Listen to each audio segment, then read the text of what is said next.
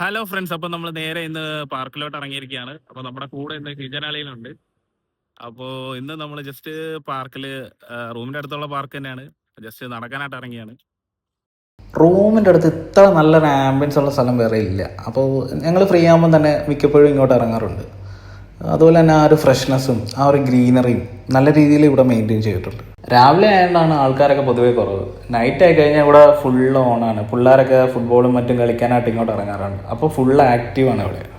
പിന്നെ ഞങ്ങൾ കാര്യമൊക്കെ പറഞ്ഞ് പാർക്കിന് വിട്ടിട്ടുണ്ടെങ്കിൽ നടന്നുകൊണ്ടിരുന്നതിന് ശേഷം നേരെ പാർക്കിനകത്ത് കുറേ വർക്കൗട്ട് ചെയ്യുന്ന മെഷീൻസൊക്കെ ഉണ്ടായിരുന്നു. ഞാൻ ചുമ്മാ അതിനകത്ത് കയറി ഇരുന്ന് പൊക്കിയും താക്കിയൊക്കെ കളിച്ച് കുറച്ച് വാമ്പൊക്കെ ചെയ്ത് അങ്ങനെ ഞാൻ വാമ്പൊക്കെ ചെയ്തിട്ട് ഇവിടെ ഇങ്ങനെ ഇരിക്കുമ്പോഴായിരുന്നു ഒരുത്തൻ ടാസ്ക് ആയിട്ട് വരുന്നത്. അവിടെ 20 പുഷപ്പ് ചെയ്യാറുണ്ട്.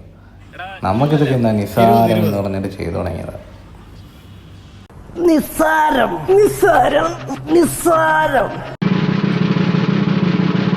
എന്തോ ഞാൻ എവിടേക്കാ ആയില്ലല്ലോ എവിടെ? പിന്നെ രാവിലത്തെ ഫുഡ് അടിക്കാനായിട്ട് നേരെ ശമ്പത്തിൽ ചെന്നിട്ട് അപ്പം അതുപോലെ അവിടുത്തെ മെനു അടിച്ചിട്ട് ഫുള്ള് കാണാൻ അടിച്ചതിന് ശേഷം ലാസ്റ്റ് ഒരു പുട്ടും കടല ഓർഡർ ചെയ്തു.